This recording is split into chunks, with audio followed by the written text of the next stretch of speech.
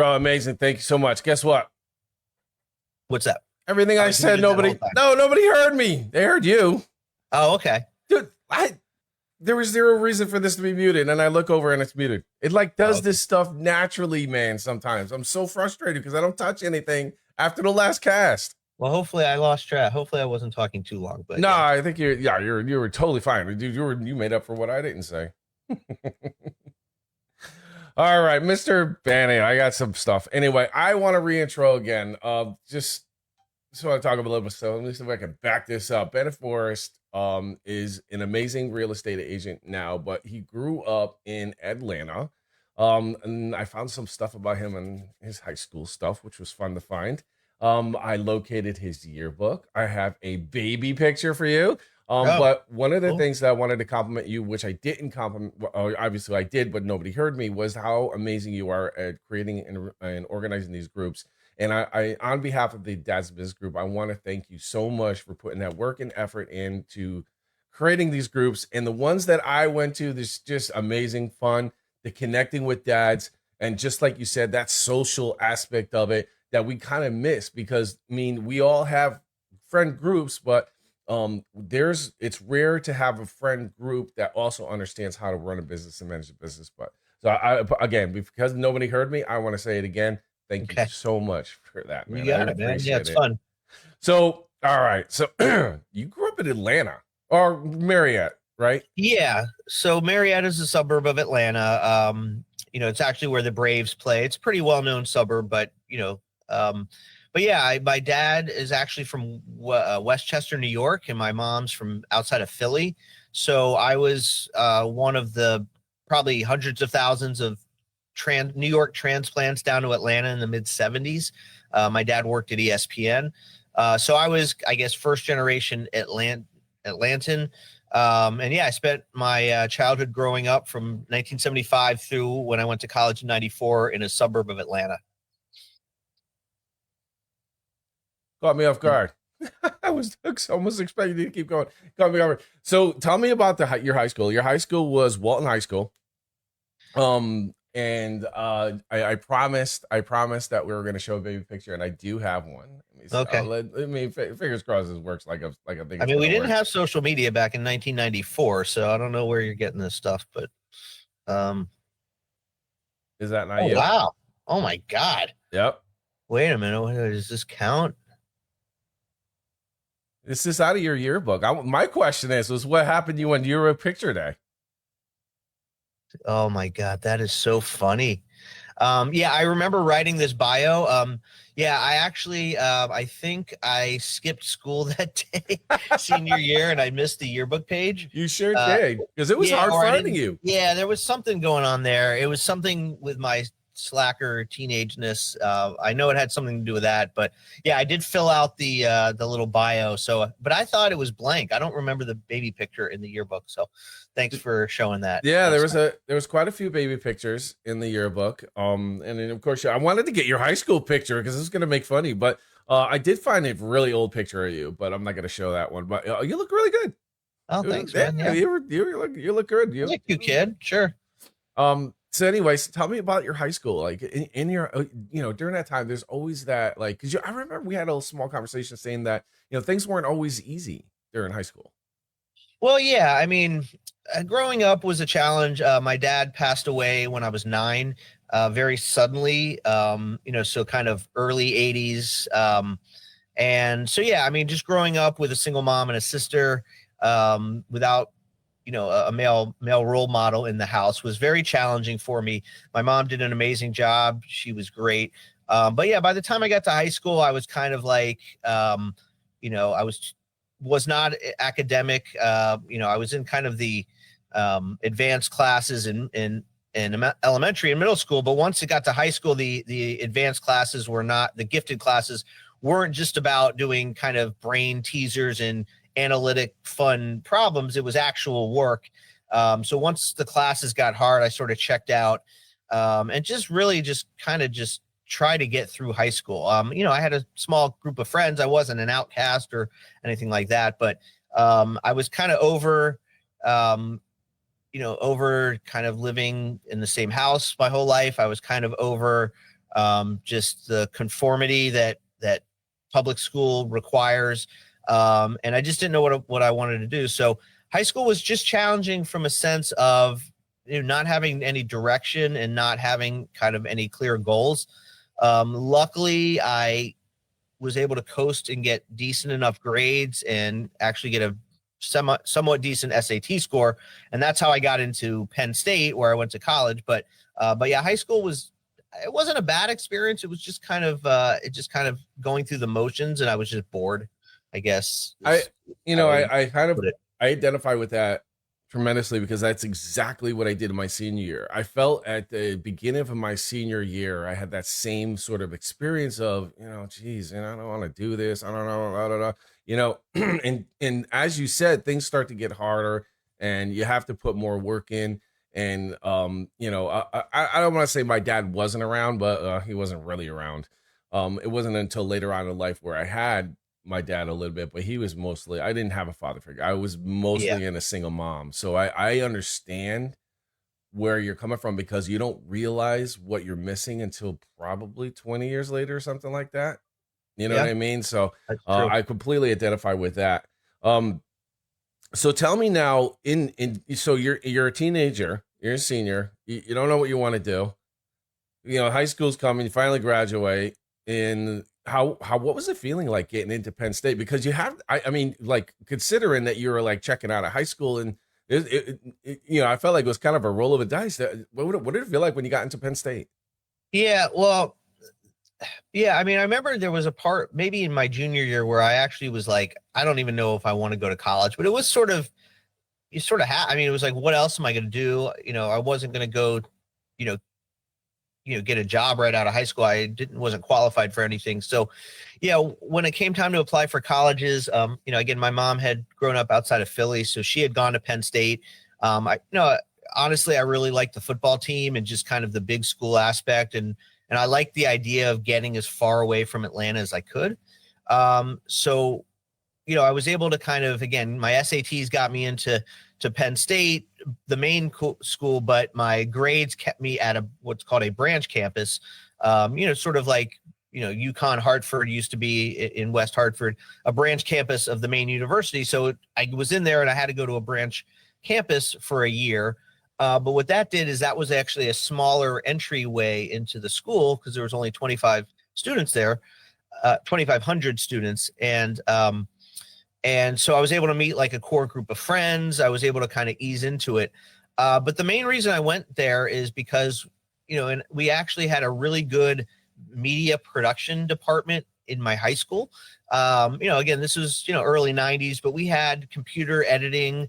We had some rudimentary graphics abilities to create animations. So, it was creative. It was fun to kind of just do media productions and do video editing. So then when I found out Penn State had a really good communications department, I was like, and again, wanting to go away, and the football team and kind of having that cool college experience, that's what drew me to Penn State, was the media program. And I did end up majoring in communications and telecommunications in the kind of the broadcasting aspect of it. So, that was kind of the only thing I was tethered to, was the video production. And so I kind of went with it. And, luckily I enjoyed it enough where, I stuck with it and I was at the right school for it. And then next step, which is the coolest part that I came across, you decided to leave Atlanta to Penn State, then from Penn State to Connecticut, because you got a job at ESPN. Yeah. I mean, it was a little bit of I don't know if luck's the right. Well, yeah, there's always luck. But yeah, so when I graduated, and this is something that, in hindsight, I wish I would have done differently, but this is 2000. We had monster.com. We had some of the job searching websites. They were pretty rudimentary, and telecommunications, if you type that in as a search term, it's usually more of an engineering type of, field. So, I would just see a list on monster.com of all these jobs. So it's like, I don't even know what these do. Am I going to send out 400 resumes? So I was sort of stuck in place. And then, in hindsight, what I would have done is focused on all the television networks that I wanted to work with, and I would have reached out to them. But I wasn't smart enough to do that at the time. But luckily, my older sister, who had just moved out to Los Angeles, had a production meeting with some people at ESPN.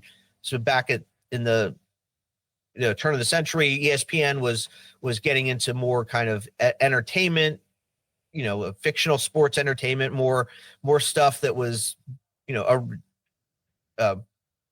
different from just games and things.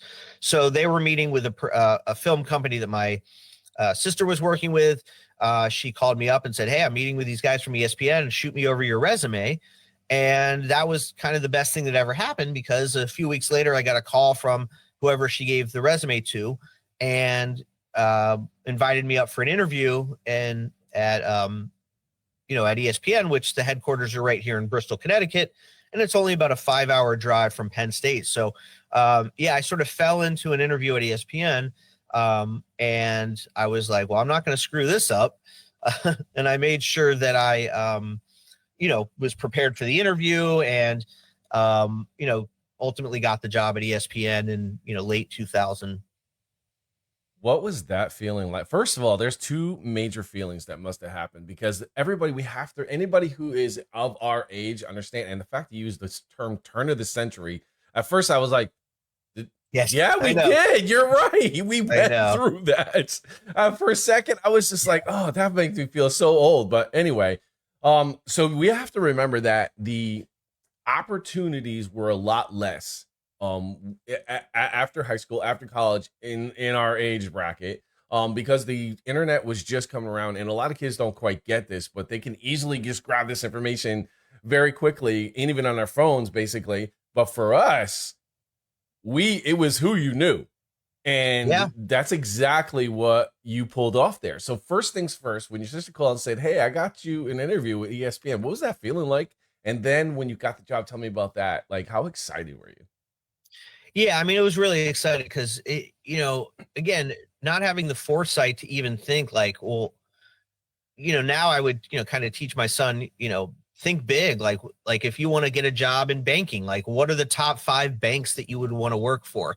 What are the top 5 engineering firms, whatever it is. But yeah, I mean, ESPN is kind of the ultimate. I mean, I'm a huge sports fan. I used to watch the Sports Center reruns in the morning, especially as a college kid, you'd sleep in and then you'd watch Sports Center all morning. So when it came time for the interview, I mean, I was pretty much prepared. I mean, because the job was actually watching the late night sports centers and helping correct all the mistakes, so that when they ran in the morning, they were all, accurate. So I kind of knew they did something between 2 a.m. and 1, noon when I watched it to make the show good. So, that was kind of right up my alley. And and then the kind of, kismet part of all of this was, again, my dad growing up in Westchester, it's 90 minutes from here or less. And my dad's brother, my Uncle David, lives in Wethersfield, and he's got 2 boys that are my cousins that are, a few years younger than me. So, not only did I get a job in Bristol, Connecticut at this amazing company, but also I had kind of a connection here, and I had, an anchor of people to, even just, going to Thanksgiving dinner the first year I was here, I had family in the area. So it kind of worked out that the job just happened to be in an area where I was familiar with and comfortable, and I had family here, in the Northeast. One of the coolest feathers in your hat is definitely working at ESPN. Yeah, it was, I mean, it was a lot of fun. I mean, I was an extra in a Sports Center commercial. Let's go. I was going to ask for our story, a cool story. There has to be a ton of them. You must have met so many cool sports people too. Yeah, I mean, the kind of the ethos there, there, and I've kind of taken this and put it in my real estate business is, their little ethos was, we take our sports seriously, but we don't take ourselves too seriously.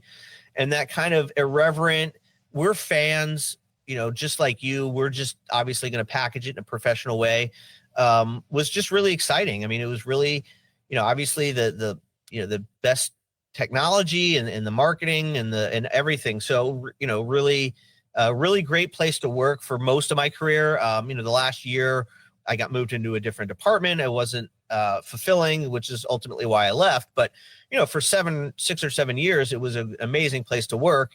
And the story behind the commercial real quick is, I had, if you remember all the This Is Sports Center commercials, they would get all these famous athletes who would come to literally to Bristol, Connecticut, where the offices were and the production was. And kind of the premise of the commercials, this promos, was that these athletes are just kind of in their uniform, hanging out in Bristol, Connecticut with the rest of the people. So that was the conceit of the commercial. So my buddy used to work in the newsroom, and every time there was an athlete, he would send an email out to a few people to say, hey, guess who's here today? Dale Earnhardt Jr. is here today, or LeBron's here, whoever. So one day we got a message that Maria Sharapova, the tennis player, was there. And I was a big tennis fan. I had like a little program that somebody brought when I worked on Wimbledon. Someone brought me a program from the Wimbledon that year, and it had a big picture of Maria on the cover. So when he told me that she was in the building and they were doing the commercial in the lunchroom, I kind of snuck out, took an early lunch, and conveniently ended up in the background of this Sports Center commercial with Maria Sharapova. So yeah, that was cool. That was not a work related thing. I kind of scammed my way out of work for a few hours. But yeah, it was a really cool job. I got to work on launching going from SD to HD. I helped launch several networks, and a lot of fun and actually, very fulfilling work for several years. Pretty cool job. Oh my God, you're making me feel so old because you said the transition from SD to HD. I'm like, oh yeah, that's right. It's another thing we've lived through in our lives, Yeah. Oh yeah. Excuse me. I think I'd like what we're going to be talking to our kids about that and be like, yeah, there used to be a time when the television was square. We're like, wait, what? Yeah. What do you mean it was square? Oh, yeah. Anyway. Sure. All right. 13 years in real estate. 13 plus years. Am I right on that? Pushing up to 16. 16 years. Okay. Because the AI got me. They minus 3 years out of there. But what made you change? Like, I understand, like, so here's what I think, and you can tell me if I'm wrong. Most entrepreneurs are always looking for something. Like, when you feel like you get to the point where you can't push what you're currently doing any farther, you kind of look for something, because I feel like entrepreneurs like to push all the time. And I see that and hear that in you. And we did have our meeting because we're going to talk about your newest project a little later, but I could see that. I could feel that in you. What made you, what sparked your interest in real estate? Yeah, well, I wish I could say it was some grand plan, but I actually sort of fell into it. So like I said, at ESPN, great job. I like to say it was a great job in my 20s. It did kind of become a little superficial. It is fun to get paid to watch and talk about sports all day, but like anything, it can get a little old after a while. And I got complacent in the role I was in, was helping out with graphics, doing like the bottom line graphics and things like that. So I got complacent in this role. And then, I woke up one day and I got moved to a different department, and the job that I had kind of ran its course. Innovate technology and things kind of made my job obsolete. So, the last year and a half, I was kind of stuck there doing very menial, trivial work that I wasn't fulfilled with. So I wish I could say it was a grand plan, but it was really, and it's a good example of how important culture is, because the culture of the department I was in for the first 6 or so years was excellent. I was treated well. I was treated with respect. My time was valued. They didn't, all those kind of things of, when you have a leader, that's that kind of from top down sets the tone for the department, and the department I got put into was not like that. So I really just had to get out of there, because I was basically doing very menial work every day in a very low energy, low morale environment.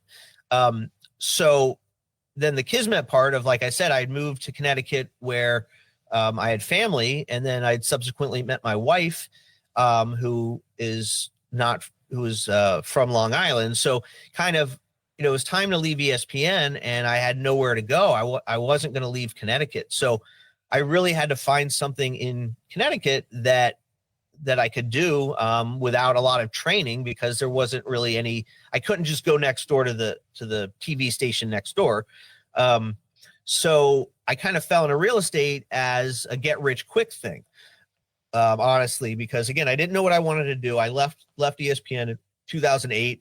This was right after the market crashed, and all the subprime mortgages and everything fell through. So as I got into real estate to kind of, be a get rich quick real estate investor, I quickly figured out that was not the path that was going to happen, partly because of all the loopholes that got closed with the crash, but also there's no get rich quick anywhere. And so I got into real estate investing thinking it was going to be easy. It wasn't. And then someone gave me some really good advice to take the real estate class, more as an exercise in knowledge, and if I was going to get into the real estate industry, I should know how real estate works. And by the time I finished the real estate class, I did end up purchasing a 3-family home in Hartford as a rental property, but really I had nothing else to do, and now I at least had the ability to take a test and get a license. So again, sort of fell into real estate because it was something I could do without a lot of background here in Connecticut. And how did you end up at Keller Williams with the Miele team? Because I've talked to Matt on a couple of occasions, and he is pretty much an amazing person. There's somebody that is, he kind of exudes. It's really hard to explain, but when you're around him, you kind of feel confident, and he makes you feel confident. Tell me more about how you met Matt and got into the Miele team. Yeah, that's I'm glad you mentioned that, because, when I was realist, and you're doing a great job, by the way, hosting these podcasts. I was listening to, the one with Neil Conlon last night that you did. And, Neil talked about kind of these points in your life where, someone takes the time takes a few minutes to just talk to you, mentor you, give you some advice, whatever. And so, when I got my real estate license and I joined Keller Williams, and I immediately knew Keller Williams was the right place because of the culture of the company. But within that culture, I met this guy named Matt Miele, who we became friends just around the office. But he pulled me aside one day and he saw me working for someone who was kind of taking advantage of me, that wasn't really training me. And, we had this moment where he's like, if you're going to do this, you really got to do what you want to do. If you want to, there's, kind of the typical real estate agent is wearing a suit and tie and is very buttoned up. And he's like, if that's not you, that's not going to be authentic.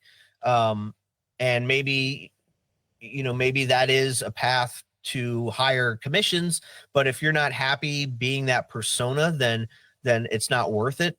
So Matt kind of pulled me aside and really gave me some good advice, just generally about what I wanted to focus on. And then about a year later, when I was struggling to do the administrative part of the job, I had, I had some success with getting clients, but I wasn't giving them good service. And I kind of knew that. So when Matt started his team, this is back in 2011, and he invited me to be his first agent on his team. We danced around it a little bit, but ultimately I jumped at the chance to join the team because of that conversation we had probably had a year earlier of just good advice. And so, yeah, Matt is, a great leader, a great visionary, and really a great friend, because I've had, when the team, the team is big now. I mean, we have, all these awards and we've had all these events and we have, we sell hundreds of houses every year, but, for several years, it was just me and Matt, and, we had an assistant and eventually a virtual assistant, but, I had this unique opportunity to right seat ride with Matt. And he kind of taught me everything I know, taught me everything I know about the business, and also just about, not just about the business, but about customer relations and connecting with people. And that's really if you look at Matt's superpower, it's his ability to connect with people and to not judge them. and to kind of meet people where they're at. So, in the ups and downs of building this team and also the personal development and growth that I've had to go through, going from a job, you're sitting in an office at ESPN, it's fun, but you pretty much know what you're doing every day, to, being a hunter and going out and having to hunt and kill. And that's just not my personality. So, any sales job is a path. If you stick with it, it's going to be a path to self-development. And, so having someone, having a leader to anchor myself to, and so I could go through all those ups and downs that people that getting into sales will inevitably have. That was just a great asset to, have that, that kind of, again, to tether myself to someone who had an assistant who had systems they were developing and kind of could help me get out of my own way. Freedom. In a lot of areas, and freedom. Yeah. Freedom, I think, is the biggest thing, because although you're servicing your customers and you have to be at these appointments, and then of course the open houses, which I feel like every real estate agent dreads, although you do it, because it's a necessary thing. But I think that, and I sense this in you a lot, is that you're after the freedom, because the kids got baseball games, the family's got this going on, and you want to be able to be there. So I want to talk about trends right now, just real quick, and then we're gonna get away from the real estate, because I do want to talk about your new project. Tell me. Well, let me just quickly talk about the freedom aspect, because as now that I've got some gray in the beard and got some wisdom in me, the freedom of any sales job is the biggest double-edged sword ever, because you could have all the freedom you want, but if you have no business, you're going to be out of business in 6 months and you're going to have to go get a job. So the freedom is a big double-edged sword. And again, that's kind of the self-development part, is you have to go through this level of, I had a lot of crappy habits, sitting behind a desk doing an easy job. So just kind of the diligence, the work ethic, and then realizing that, I often compare it to baseball, sales is a failure business. It's based on, you're going to fail most of the time. But the beauty of it is that if you can just succeed enough of the time, even though it's percentage wise very low, if you can succeed just enough of the time, you can have a great life. And then you have the flexibility to go to all your son's baseball games and softball games and drive them to practice and drive them to school and all the parent duties that can really get in the way of a job. A job can get in the way of those, or that can get in the way of a job if that's all you're doing. So learning that balance of family life, but yet the work life, and actually, being productive and having income so that I can afford to pay for all these things as well. That's kind of all rolled into one. So I just wanted to, touch on that it's the freedom is definitely a double-edged sword for sure. Like a work ethic sort of thing, that like worth ethic and freedom kind of go hand in hand. I think it is what we're getting at, right? Yeah. I mean, if you wake up in the morning and the first call you make is a guy who tells you to F off, if you can't get back on the horse, if that spirals your whole day and you don't make another phone call the rest of the day, that's a good example of, freedom. You're going to waste the day. And you have to be able to, whether it's rejection or someone just saying no, or just, I got to make 20 calls today, and I got to keep picking up the phone and keep dialing. That can mess with your mind, and it's simple, but it's not easy. Cold calling is the worst. So it's the worst. It really is. I know what you mean. So, all right. So now, considering housing is completely jumped in the last 3 to 5 years, how can somebody buy a house now? Well, all of these people that have businesses that are going, we have a lot of younger folk, younger couples, younger families. Mm-hmm. What advice can you give them? Should they wait? Should they start looking? Should they figure something else out? What's the advice that you could give so they could afford and buy a house? Yeah, I mean, there's no question in Connecticut, it's a challenge right now, and it has been since after the first couple months of COVID, when the market sort of blew up, and also everybody realized, because all I heard, not being from Connecticut, all I heard for the first 20 years I lived in the state was how bad the taxes were, how few jobs there were, how everybody was leaving. And I'm looking around going, I sort of like being able to go to Madison Square Garden and come back in the same day. I sort of like being able to go to, not that I'm a Red Sox fan, but Fenway. I can go to Fenway and be back in a day, and I'm in little old Connecticut with trees and space to move around and stuff to do, and yeah, maybe there's no 24-hour bodega on the corner, but I love living in Connecticut. So it was kind of funny when I was always looking around going, yeah, I like Connecticut. In spite of what everybody, a lot of the buzz I heard from, just people in the area. But the point I'm making is that, once COVID hit and everybody realized, wow, Connecticut's just sitting right there in between New York and Connecticut, or in Massachusetts, and it's fairly affordable relatively, people realized what a good place it was. So we've obviously got an influx of people. And then, of course, interest rates was kind of a perfect storm of, Connecticut market kind of taking off. So the point I'm making is just that, the housing market is very challenging, but, real estate or buying or selling a home is always a lifestyle decision. It's always based on motivation. So, Connecticut's a very life event driven state, regardless of how good or bad the economy is. People still get married, people still get divorced, people die, people have kids. So people get promotions, people get transferred. So, if you're motivated to buy, so the question is it a good time to buy? And the answer is, if you're motivated to change your lifestyle for the better, then it's always a good time to buy. And then it just becomes a matter of your budget, focusing in on what you can afford. Obviously the better your credit is, the more money you have for a down payment or to even buying cash, that's only going to help you. But people buy and sell real estate in every market. And if you're, a buyer today, while it is challenging, if you have the right lender and the right real estate agent and really have clarity on what's most important, then you can always find something that works for you. And, it may take a little longer. You may pay a little bit more than you would have a few years ago.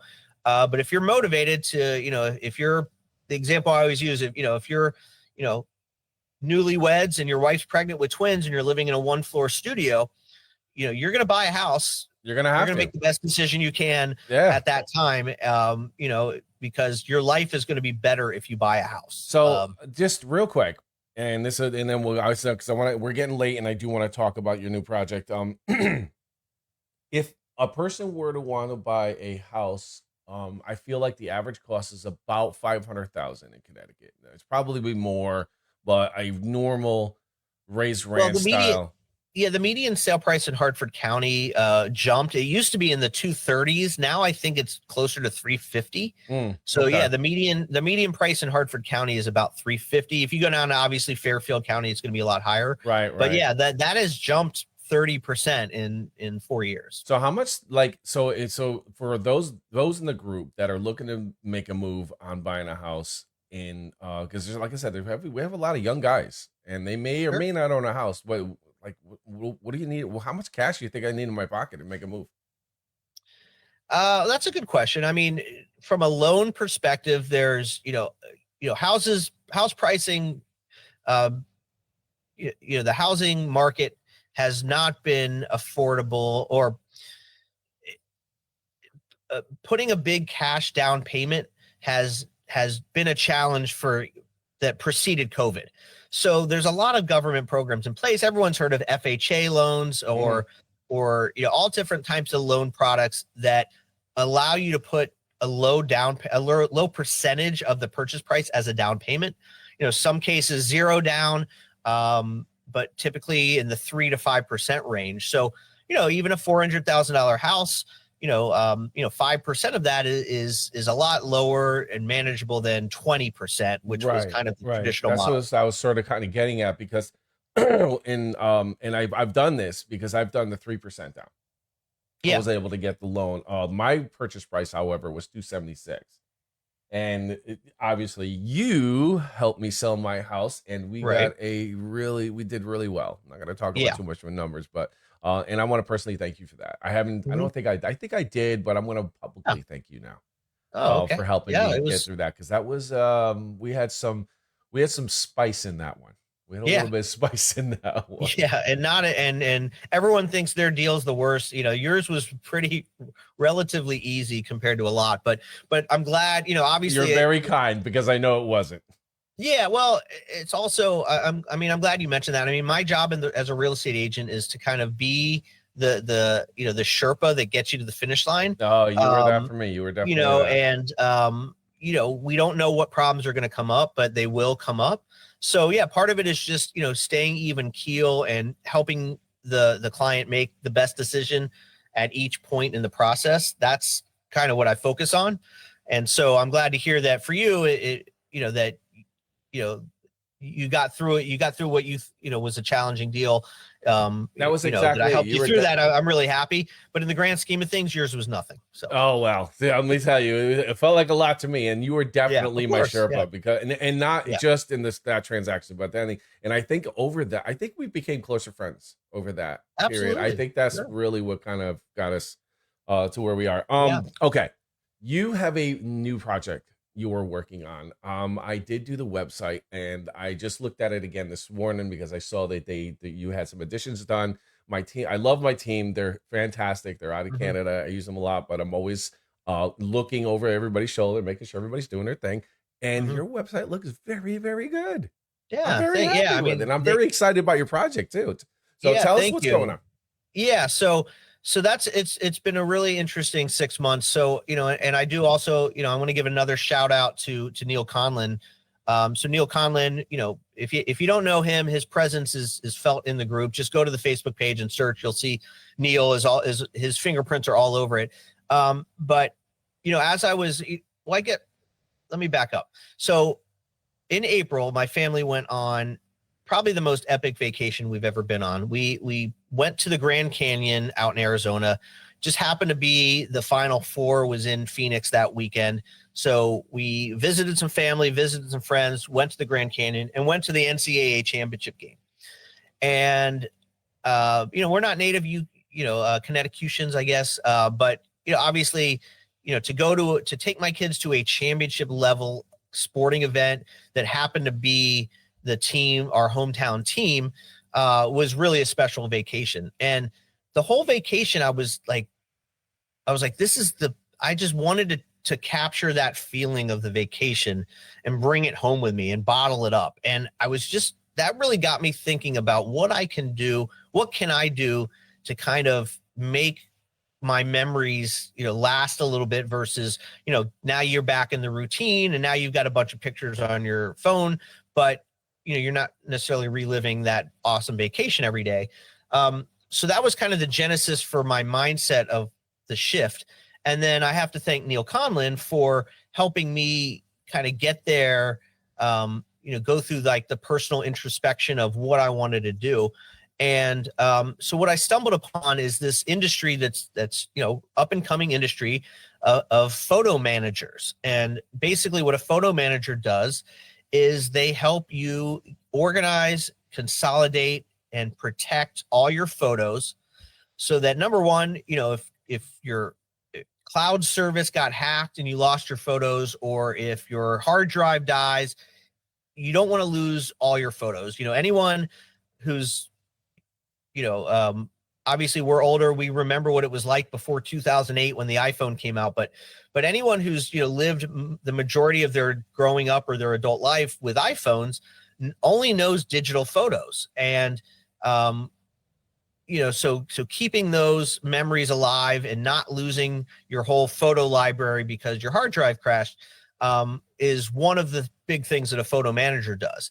And then the point of that, the means to the end, is that now, once it's organized, now you have a way to share your photos to, whether it's make a slideshow, whether it's just share your favorites and get rid of all the clutter and all the screen grabs and all the crap so that, you can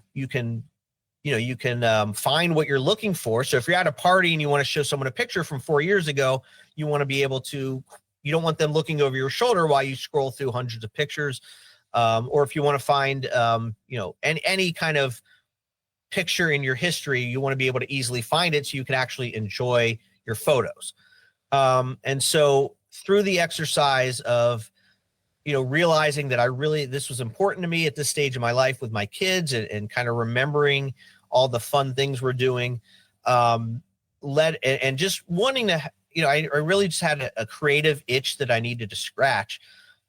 So I kind of, through Neil's coaching and through kind of some self-discovery, I decided that I really wanted to start this photo management business.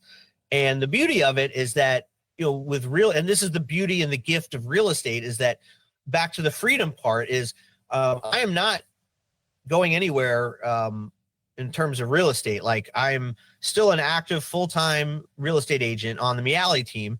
But because I have the freedom of the team, and all the leverage I have through the team, it gives me the ability to set aside a significant chunk of time every week to focus on this new business.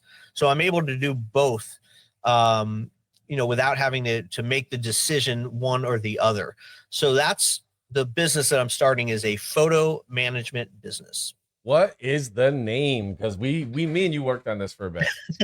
Yeah. So the business is called Memento Works, MEMENTO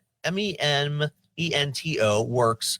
Memento Works is just, it's a name that, hopefully it's somewhat clever. Obviously I used your guidance.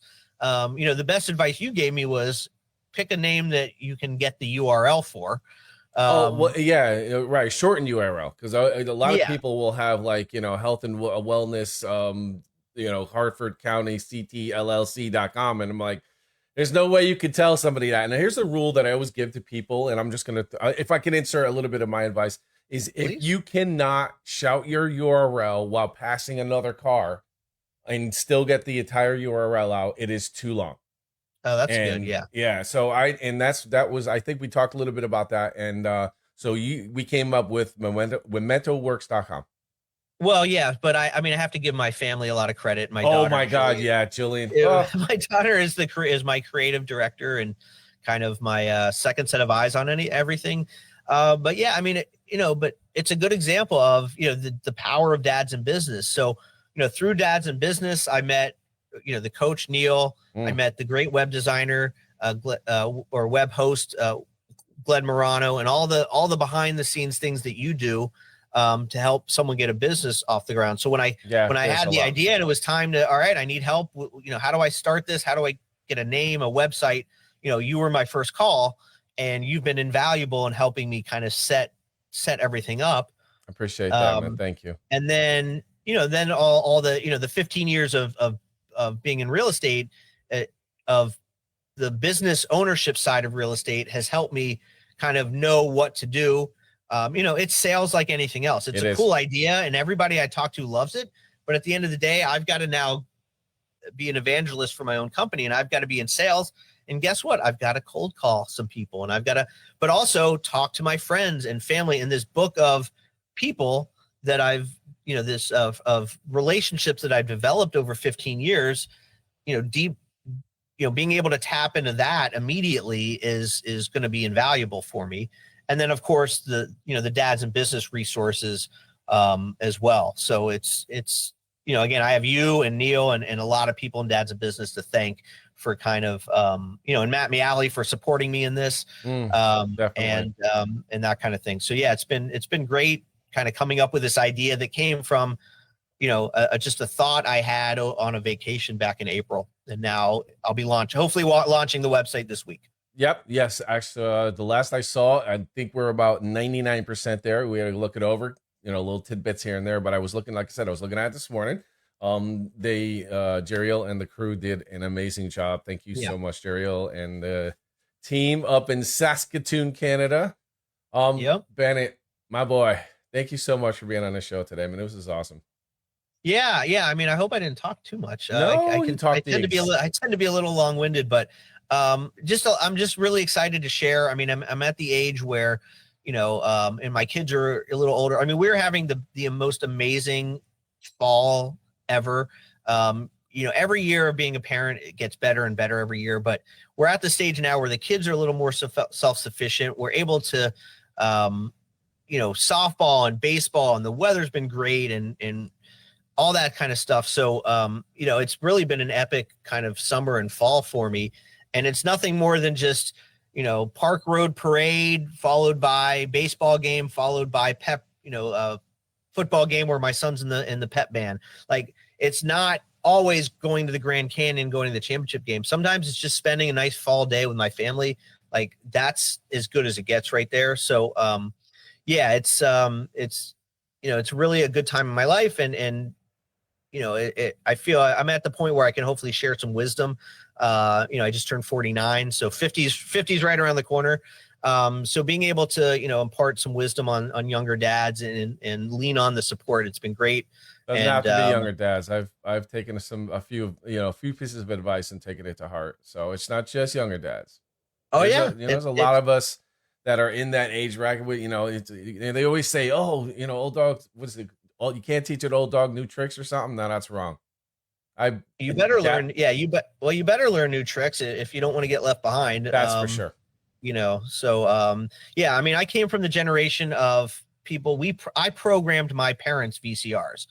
So yes, that was me in the 80s. So now it's like TikTok, Twitter, technology, whatever. Like, I've got it. Like, I grew up with this. So yeah, I'm learning, and, even in the last month using AI a lot more. So, we could obviously talk about this all day, but you better be learning, and you better be evolving, if you want to adapt in today's society. So, I've met a million new dads. Sorry to keep going on, but one just great testimonial is, I had a leak. I'm in my basement. I had a leak in my condenser pump in my furnace a few weeks ago. I remember. And I took a picture, threw it on Dads in Business, and within 10 minutes, I had 2 dads that I met through the events calling me directly on my cell phone, plus all the advice I got, just people posting on Facebook. So, just another testament to the power of the group of, sometimes I just need to,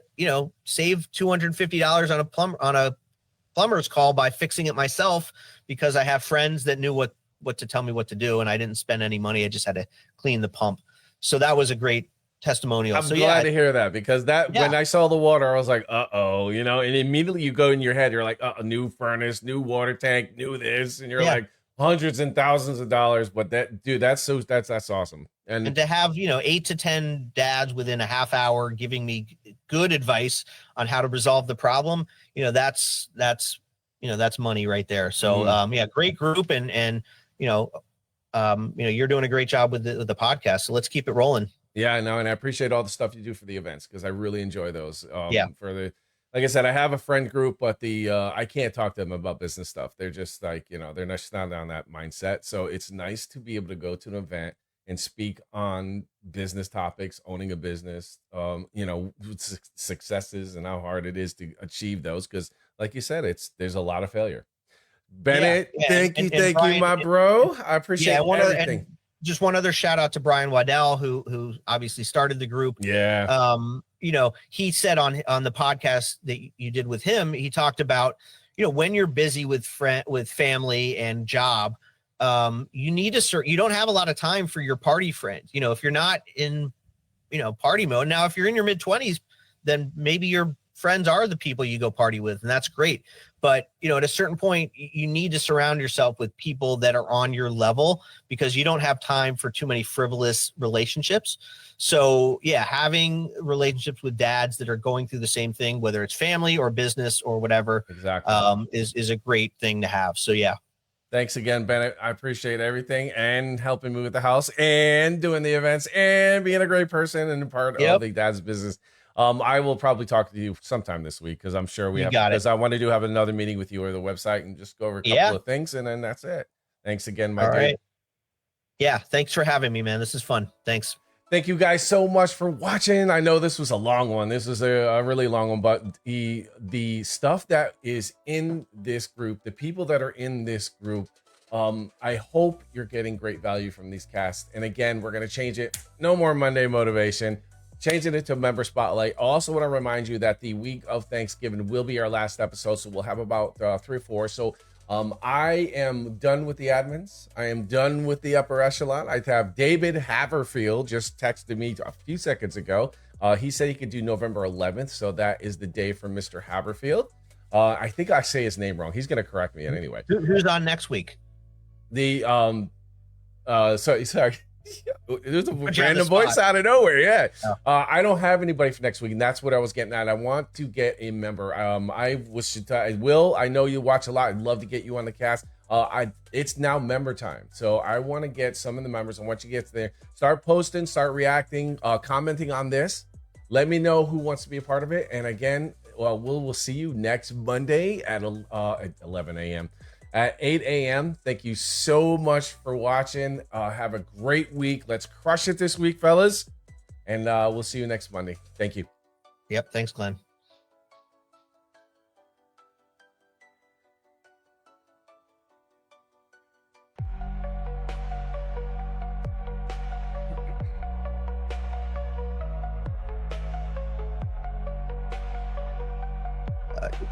What happened? Just a button?